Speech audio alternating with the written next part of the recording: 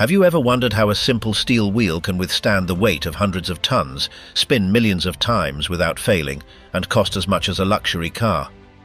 At first glance, it seems like an ordinary piece, but in reality it is one of the most critical and demanding components in the entire railway industry.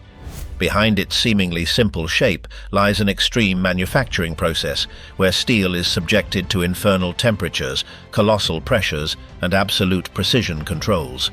We will enter the interior of enormous industrial plants to discover how the train wheels that support and guide the heaviest machines moving on Earth are manufactured.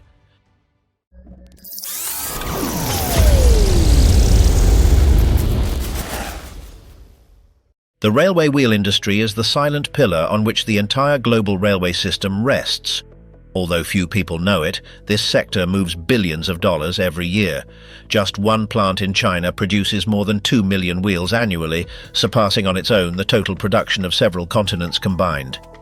Unlike almost all the wheels we know, manufactured with rubber, polymers, or composites, the train wheel is an absolute exception. It is made entirely of steel, not a single drop of rubber, and it is not even perfectly round. Its geometry is conical, with a slight, carefully calculated inclination. That design, which may seem insignificant, is the reason why a train of hundreds of tons can remain stable, guided, and safe at extreme speeds. But the story of a railway wheel does not begin in a factory. It begins underground. Hundreds of meters below the surface, trapped in rock formations millions of years old, lies the iron ore. To free it, engineers drill the rock with surgical precision. Each drilling reaches depths close to 20 meters, with minimal deviation tolerances, because those holes will house industrial explosives activated with delays measured in fractions of a second. A single controlled detonation can fracture tens of millions of kilos of rock, bringing down entire geological walls without damaging the ore body. When the dust settles, the giants of mining enter into action, colossal haul trucks that transport tons of material in each trip, enough to manufacture more than 100 train wheels per load. However, that ore cannot be used directly. It must first be crushed. Rollers, mills, and industrial hammers reduce the rocks to particles of controlled size. If they are too large, they will not melt correctly. If they are too fine, the process becomes unstable. Then the material is mixed with coke and fluxes in large volume chambers, ensuring a uniform distribution. Few know that the steel destined for railway wheels is radically different from common structural steel. Its chemical composition must be extremely precise, with very low levels of carbon, manganese, and sulfur. A minimal deviation can cause fatigue cracks long before the end of its service life. Even the speed of subsequent grinding affects durability. If the process generates too much heat, the crystalline structure of the steel is altered, causing premature wear of the rim during service. Once the mixture is prepared, the material enters the heart of the process, the steel manufacturing furnaces. In electric arc furnaces and blast furnaces, temperatures exceed 1,600 degrees Celsius. Graphite electrodes, oxygen jets, and controlled pressure transform the solid mixture into incandescent liquid steel. Throughout this entire process, spectroscopic sensors and real-time analysis systems monitor the chemical composition second by second. A variation of barely 0.01% can cause a wheel to fracture under extreme load. Even small amounts of residual gas can destroy it during an emergency braking. Only when all parameters meet the standards is the molten steel poured into molds to form solid ingots. It is here where the manufacturing of the wheel formally begins. The ingots are cut into circular sections by high-precision automated saws. Each cut must remain within tolerances of thousandths of an inch, since this precision will accompany the wheel throughout its entire service life.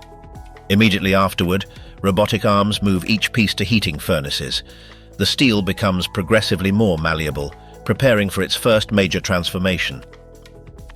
When it reaches the exact temperature, the piece enters a colossal forging press. A single strike, applying thousands of tons of pressure, expands the steel outward, creating the basic shape of a wheel, hub and rim included, although still without final precision. This stage does not seek perfection, but rather to redistribute the material internally, aligning the metallic fibers and preparing the ground for fine forming.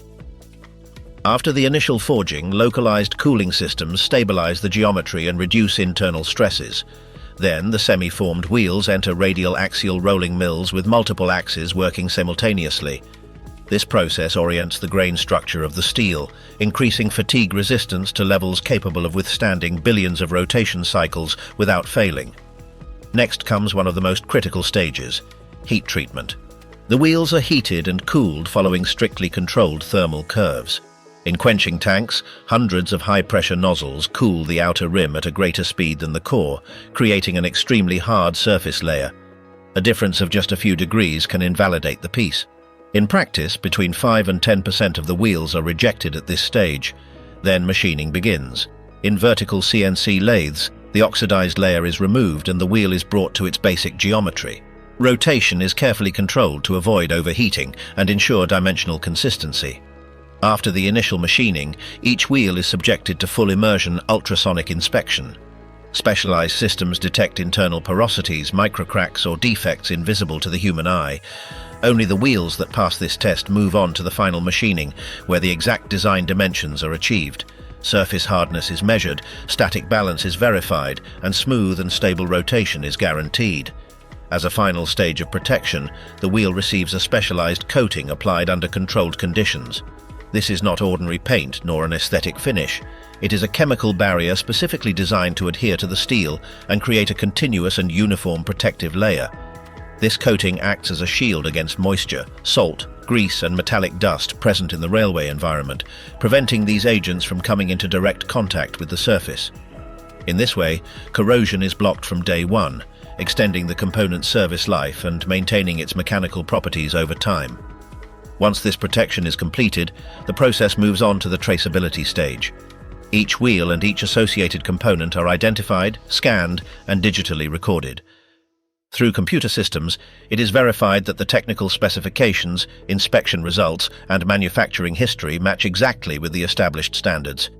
This verification is not a mere formality. It ensures that each installed piece is the correct one. In a railway system, even a small deviation can have serious consequences. A bearing out of tolerance, although it may seem insignificant, can generate abnormal vibrations, increased temperature, and accelerated wear. If not detected in time, it may force an entire train to stop, generating operational delays and significant economic losses. That is why traceability becomes a key tool for the safety, efficiency, and reliability of railway transport. The assembly of the axle and the wheels is one of the most delicate and controlled operations in the entire railway process. It is not simply about joining parts, but about achieving a perfect integration between components that must work together for millions of load cycles. To achieve this, the physical properties of the steel are utilized. The wheels are carefully heated so that they expand uniformly, while the axle is cooled so that it contracts slightly. This thermal difference, calculated with extreme precision, allows for an exact interference fit without gaps or undue stresses. Once the correct conditions are reached, enormous hydraulic presses come into action. These machines are capable of applying millions of kilos of force in a controlled manner, pushing each wheel into its final position with tolerances measured in fractions of a millimeter.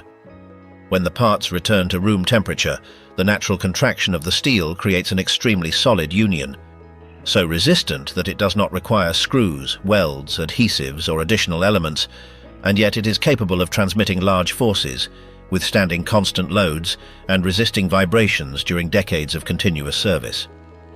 After the assembly, the set is not considered finished. Each axle with its wheels goes through a series of exhaustive checks. Laser measurement systems verify concentricity and alignment, while dynamic tests and balancing ensure stable, vibration-free rotation. In addition, extreme load simulations are performed to reproduce conditions similar to real use, from long operating days to demanding braking. Specialized sensors record vibrations, temperature, and structural behavior to confirm that everything remains within the established limits. Only after passing all these tests is the identity code engraved directly onto the steel. This marking is not decorative. It functions as a permanent record that identifies the origin, specifications, and history of the assembly. It is a true industrial passport that will accompany the wheel for 20 or even 30 years of service. And even so, that is not the end of the road. From that moment on, the assembly is ready to be integrated into the train and begin a long working life on the rails. That wheel ceases to be an isolated piece to become the first and most important support point of a machine that can easily exceed hundreds of tons in weight. From that moment on, it becomes part of a complex and perfectly coordinated system. It is assembled with the bogie, connected to the braking system, works together with the axle, the traction motor and the generator, and finally is integrated into the complete train, where each component depends on the other to function safely and efficiently. Nothing is left to chance. The position, the fit, and the dynamic behavior of the wheel directly affect the stability, braking, and control of the vehicle in motion. If one observes the entire journey it has taken, it becomes evident that a train wheel is far from being a simple steel disc.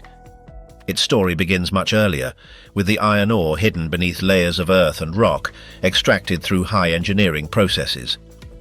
It continues in the furnaces where the material is transformed into incandescent steel, and continues in the forging, rolling, heat treatment, and machining stages, where each step is supervised and measured with instruments of extreme precision. To this are added microscopic inspections, ultrasonic controls and load tests that seek to detect any defect, no matter how minimal, before the wheel enters service. Finally, the code engraved on the rim is not just an identifying mark. It is the complete record of its origin, its manufacturing, and its quality controls, a history that will accompany it through decades of use. This entire set of processes turns the railway wheel into a critical component for safety. Every millimeter of its geometry, every degree of temperature during its manufacture, and every micro-deviation tolerated or rejected directly influence the reliability of the train.